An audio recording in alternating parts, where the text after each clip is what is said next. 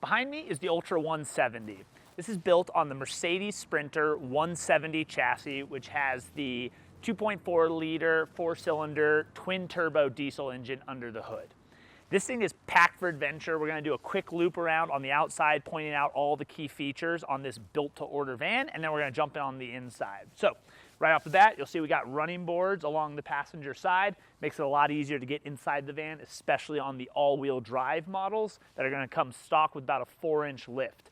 This vehicle is even a little bit higher since we have the backcountry off-road package on there, which includes a full suspension kit front and rear and some beefier all-terrain tires. These are the KO3s by BFG, and they are sitting on a 17-inch custom Canyon Titan van wheel here. This customer also opted for our big brake kit, which is going to get you a 13.5-inch front rotor and a 6-piston caliper on the front set of brakes.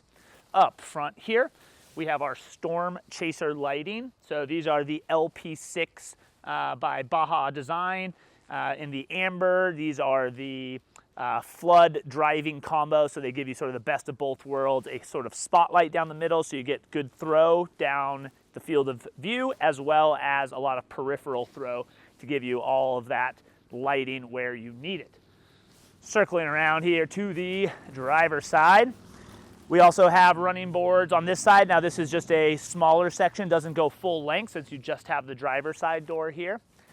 We have our side mount ladder. This is going to give you access to the roof, so any sort of storage up on top, maintenance for solar panels, air conditioning units, or even to be able to get up into the pop top. On the rear of the van here, we have a exterior outlet. So if you're wanting to power things from outside the van, as well as a 30 amp shore power port is going to allow you to plug in at RV parks or at a house, be able to charge up the batteries as well as send power to the 120 volt system inside the van. These models are all RVIA compliant, and they are designed to meet all of those specifications, as well as Mercedes Expert Upfitter. All right, on the back, we got lots of cool storage that this customer spec'd out. This is our dual cargo box setup. So here on the driver's side, we have an Alvan Sherpa plate on the back, as well as twin drop-down cargo boxes. Really like this particular layout as it allows you to use this as a staging area or storage or workspace as you pull stuff out. You kind of have that tabletop setup, or even using it as like a little outdoor cook area. Fully waterproof, so they got gaskets, lockable handles on the front. They're all aluminum, so fairly lightweight for how much storage they add onto the back. And these can carry comfortably 100+ pounds in each of them, so you can put a lot of weight on the Sherpa plates because of the way they're designed to mount right to the hinge system on the Sprinters. All right, and then on this side here, we have a monster ski locker box here. This is made by Alvans. It's got the twin locking mechanisms here and a massive amount of storage. It does have a adjustable shelving system in the back, so you can add additional shelves that kind of click in here and adjust them up and down. Use this as a place to either strap things as well, so you can use those same mounting points there to run straps if you want to kind of hold the skis or whatever, golf clubs, whatever other tall items that you're planning on carrying. Again, can handle quite a bit of weight, about 220 pounds, right? These things can handle plenty of weight here. And yeah, very solid, all aluminum. Also has the sort of molly style plates on the outside where you can add additional things such as roto packs, recovery boards, ladders, shovels, all sorts of stuff on the exterior here, okay? Also, we have a factory hitch from Mercedes. These can be added aftermarket as well, but this one came straight from Mercedes with it, as well as the rear door windows. So depending on your preference, the vans can come with or without the rear door windows. We can always add them if you want. So if we get a cargo van that doesn't have any windows, it's pretty easy to cut those in as needed. All right, back on the passenger side, Up top, we have a Fiamma F45S. This is their wall mount version. It's going to be an 8.5-foot extension when fully out.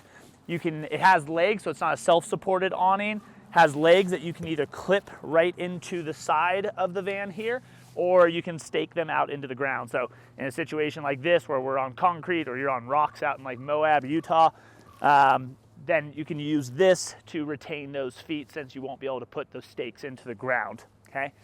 Now, these are mounted on custom-made brackets that we designed in-house here that are compatible with the SCA pop top that's on top here. So this is a fiberglass pop top, DOT approved, so it's been rollover tested.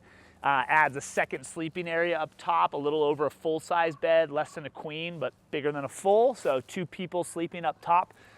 But with the way those mount, you cannot have the roof rails are not exposed, and so typically these Fiammas will mount to those roof rails on a Sprinter.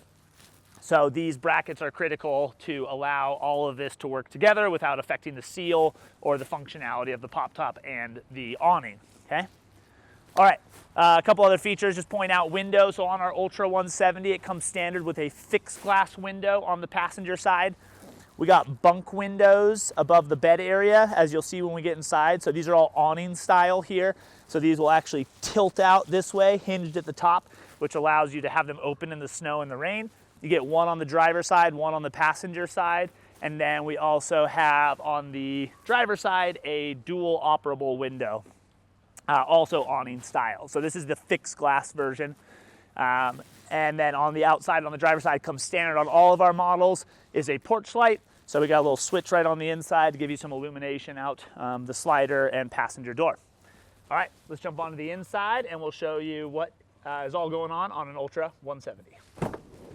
Up towards the front of the vehicle, we have the swivel adapters here on the front seats, which allows us to swing these guys around, slide it back to create more of a dinette seating area up front.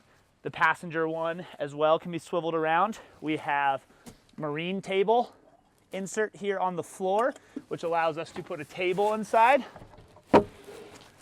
So here's our marine table. The leg slides out, can slide that into the base there, and then comes right into the top of the tabletop. So that's going to allow you to have a seating and eating area for 4 people, and then when not in use, you can go ahead and store it right back up here. This is our headliner shelf that we offer for all of our models. We have a collapsible ladder to be able to get up into the pop top. So this we can just unclip. It's going to allow us to get up into there. We can slide this guy apart.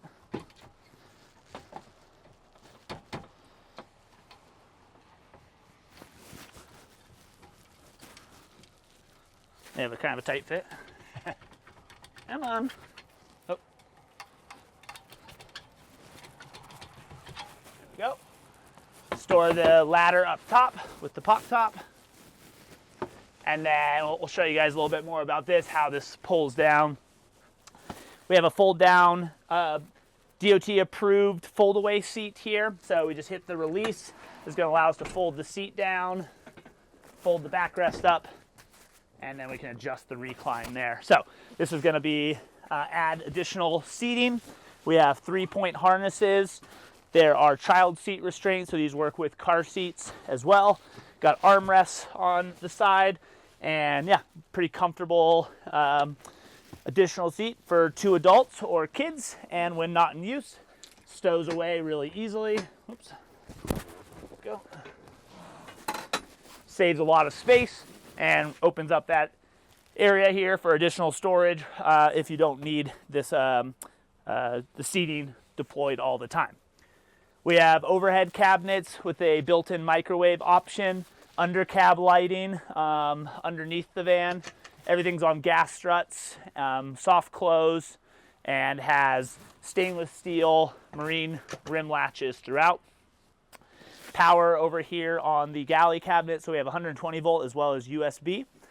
Also underneath here is going to be our heater outputs. This is going to heat the cabin air inside the van. It's going to give you nice cold weather comfort. You can up the furnace size with our furnace upgrade and get down to really extreme cold temperatures, but this is going to keep you cozy in sort of the teens, so 15, 19 degrees Fahrenheit, but if you're going to get even colder down into the negative temperatures, you might want to consider the furnace upgrade as one of those options. Here we have the large kitchen sink, 16 inches by 14, 9 inches deep. Have a recessed cutting board that can drop right back in, gives you your countertop space back, pull down faucet with different spray modes, temperature control here. You can access some of your plumbing and the Webasto heater, which produces the hot air and gives you your trash and recycling compartments right there. We got lots of functional storage over here on this side, so large drawer boxes throughout the van. This is all bamboo, dovetailed joinery on the sides here, undermount soft close drawer slides, and again, stainless steel rim latches. Okay. We have a marine grade 130 cubic liter drawer fridge, stainless steel front.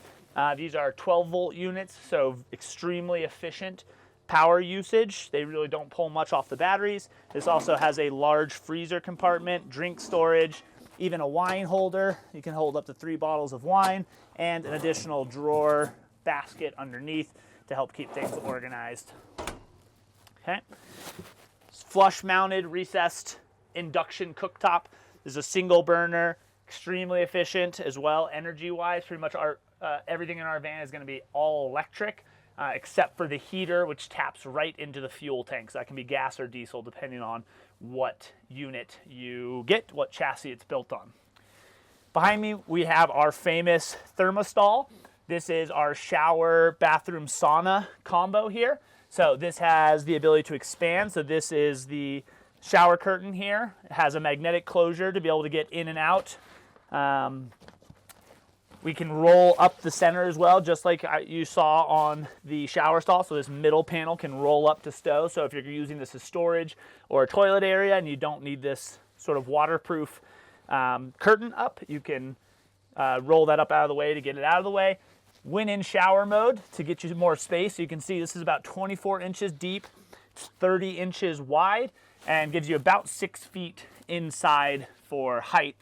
But to get you additional shower space when you are showering, you can go ahead and hit the releases right here, and we can actually extend the entire shower stall here to get additional volume inside, make it much more comfortable, much easier to use when in shower mode. When you're all finished up, hit the releases, lock that guy back in. I'll go ahead and roll up the center panel so I can show you inside. This also houses the toilet.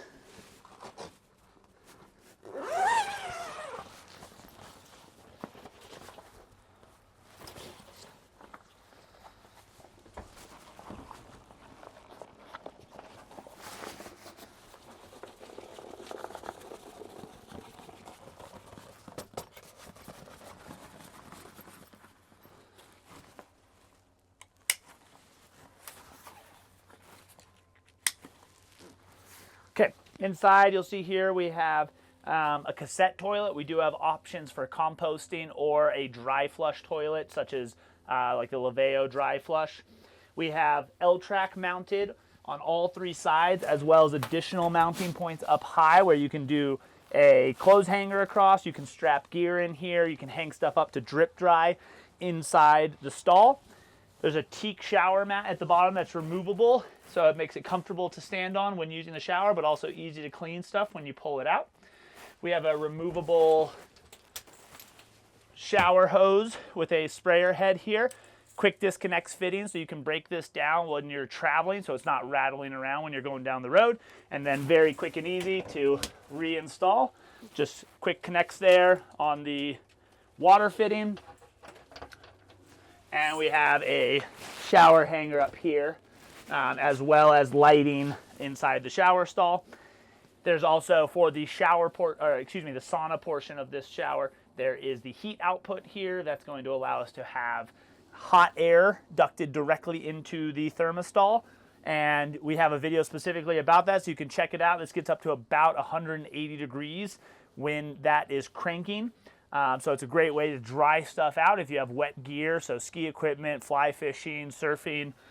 or if you just want to use it to get a sweat after a long day or in the morning, whatever your preference is. It's a great option and a really cool feature that's baked into our thermostalls. All right, the bed in the back here. This is our double Murphy bed. It's a 4-part cushion system designed to sleep lengthwise. This is nearly a king-size bed. We have 74 inches side to side and 78 inches long. So a very large system here for sleeping. Has a lot of cool features here as well. So we can break this down. We can flip up the sides. There are snaps here that allow us to retain it that clip down into the top here. This is also clipped in here at the top, so we can just flip this guy up to get it out of our way. We have a retaining strap right here that we can tether to the wall, so that locks it in, and it's also adjustable. So if you have additional bedding, pillows, sleeping bags, whatever, you can adjust this strap to get you different depths there to store things. Now, you can sleep this just as a single person as well. So if you're traveling solo or just don't need the full bed setup, you can also sleep on just a single side. It's fully weight rated on this one side. But if you want the bed fully out of the way, so if you're carrying something larger, you want to roll a motorcycle in, ATV, anything else, taller bikes that you don't want to have to take the wheels off, then we can flip this side up in the same way. So we'll go ahead and get this out of the way. Same deal, we got the tethering strap here on the side. We can lock it up. Below me here is the lower bed platform. This is one of the options that we offer. This gives you an additional sleeping area. It also converts into a small couch, which I can show you, or it can be fully removed if you don't need the additional storage here. So this just has some straps to adjust the backrest here. So we now have just kind of another area that we can sit and hang out. Kids can sleep underneath here, so it kind of creates that bunk bed setup.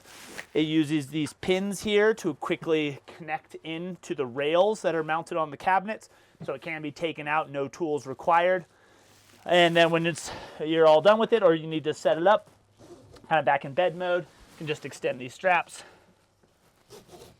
drop it on down, and lock the pins back in.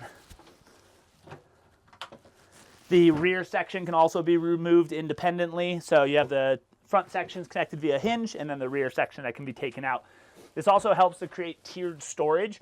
So if you're not trying to carry bikes or taller stuff in here, you can have gear stored underneath, still have a bed set up on top, or even use this to put bins on top, as well as bins or smaller stuff underneath. You got about 14 inches of clearance underneath the bed, so still quite a bit of storage. We also have integrated storage in the cabinets. So we have our cubby cabinets here, no doors on this. So if you do have stuff stacked, you can still reach in and grab it. So we have 3 cubby areas. There's also storage on the driver's side here, fully open door cabinet here. We have additional storage here with the marine grade water heater. This is a 4-gallon electric water heater. Has some really great features baked into it, including the standard feature, which is that it overheats the water to about 180 degrees and then has a pre-mixing valve, which allows you to mix that really hot water with some of the cooler fresh water to step that temperature down before it ever gets to the faucet or the shower. So you can stretch that 4 gallons of really hot water closer to 8 to 10 gallons of normal hot water. And then you can further mix it down at the faucet or the shower, just like you do at your house. Okay. Water pump and fittings in the back. We'll swing around to the rear to show you guys that. We have a 22-gallon freshwater tank designed right over the top of the wheel well. So at 22 gallons, that's going to be about 176 pounds of just water. So we center that right over the axle. That helps to create a more balanced, better driving and more stability inside the vehicle. So that's why we designed those tanks to go right over the top of the wheel well. On this side here, we have our electrical system. We'll also do a kind of a peek at this when we swing around to the back.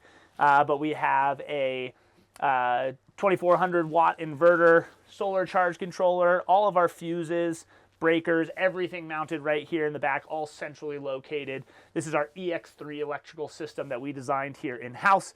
We use a lot of Victron components, but the system is something that we designed that has a lot of redundancy and backup in it, and we have specific videos on the EX3 that you can check out if you want to learn more about that electrical system specifically. Okay. All right, last thing up front here, and we'll swing around to the back. We have our control panel here, all analog components. We avoid all the digital displays because we find them to be a little more finicky and really cold and hot temperatures. With the analog stuff, we get a very robust, resilient system, intuitive and easy to use. We have our inverter controls here, our fan, our battery monitor, water pump and tank heaters. So we have heating pads that are actually integrated into both our freshwater and our gray water tanks to help with cold weather and four-season capability, as well as the ability to recover the system in case you did leave water in there and it froze. You can easily defrost or dethaw your tanks with the tank heater pads that are integrated right into the system. This is our Webasto control. It's a Bluetooth controller. It's going to allow you to remote into the heater and actually start it up. So if you're in bed and you don't want to reach up to the controller, you can use your phone to do it. You can also set this up on a timer or on a schedule. And lastly, we have our air conditioning remote control. So on this unit with a pop top, we use a 12-volt air conditioning unit. These are about 9,500 BTUs, so a little bit smaller than our standard units that we use, but the standard units don't fit with the pop tops. So these here fit, they're a little bit smaller on the roof, and that smaller size also means a little bit less cooling power, but still a great feature to include on builds like this, where you want the ability to cool the van down and in hot temperature. So 12-volt unit, this is by Nomadic and has outputs here. You have a controller built into the unit as well as the remote control that you can use there. Okay. All right, we'll peek up into the top here of the pop top. So swing around here. You can see we got it opened up right now. So it's kind of got a full panoramic view, all netted here. You can also zip this up for the rain and wind proofing, but you can also unzip this section and have it be fully open to the outside as well. There's also additional windows in the back that you can open up and doors that you can fully unzip to be able to exit out some of the sides.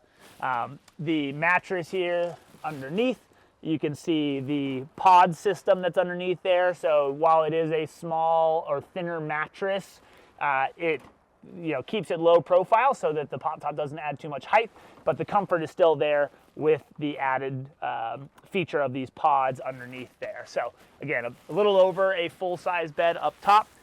So with this particular van, we have 3 total different bed systems. We have the pop top, the main king-size bed, and then also the lower bed platform. So lots of sleeping options, the ability to carry 4 and sleep 4 very comfortably all inside the van. Okay, let's swing around to the back. We'll kind of show you guys some of the other features that come on the back end of those wheel well cabinets and inside the system, and then we'll wrap this video up. All right, so on the back side of the van here, you'll see we have our freshwater connections. This is how you fill the tank. 22-gallon freshwater tank, has an overflow tube on it as well as a sight tube right here. It's a little hard to see with the lower bed platform. This actually has a backlight on it, so we can see what our tank level is. Again, all sort of analog. Keep it simple. Make sure it works on long term. Water pump switch back here as well. There was also one up on the control panel, so we can control the water pump off and on.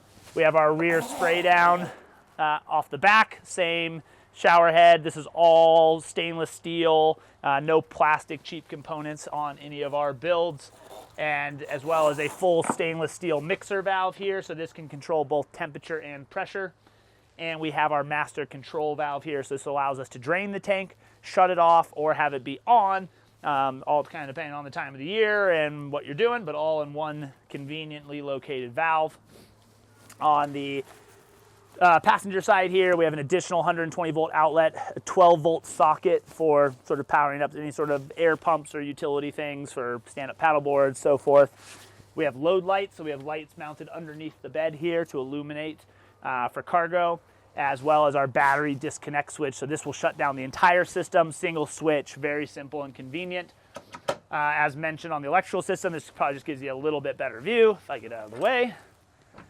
But here you can see all of our 12 volt USBs, solar disconnect, our shore power breaker, solar charge controller, as well as the multi-plus inverter from Victron, so that's going to have 3 different functionalities. Obviously it inverts, so it takes the 12-volt power out of the batteries, converts it to 120-volt power, and then also has a built-in charger, so it charges at a rate of 120 amps when it's plugged into shore power, as well as the transfer switch that's built into it. So when you do plug into shore power, not only does it charge the batteries, it's also going to send that shore power 120 volt up directly to your breaker panel for 120, so you can control all your 120 volt outlets like the water heater, induction cooktop, outlets such as this. And this van was also equipped with the high output Starlink version, which is 120 power as well, 120 volt. They do make the Starlink Mini, which is a 12 volt unit, so both are good, just depending on what you're planning on using it for. To power all of this stuff, we use a lithium iron phosphate battery system.